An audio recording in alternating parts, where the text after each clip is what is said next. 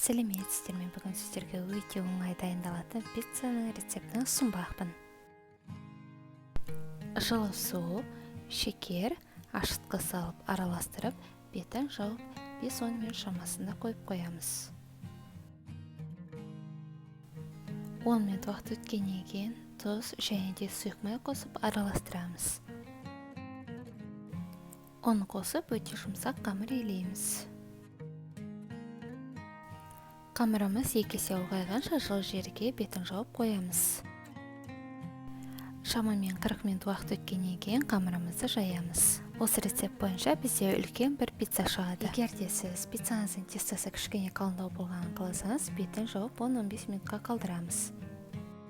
15 минут өткеннен кейін кетчуп немесе томат пастасын қамырдың үстіне жайып шығамыз. Үстіне үкіштен өткізілген сыр себеміз.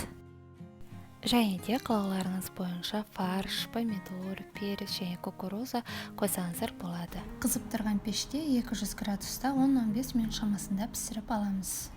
Өте дәмді пицца болады, міндетті түрде жасап көріңіздер. Сіздермен болған Ұлжан Тапайқызы.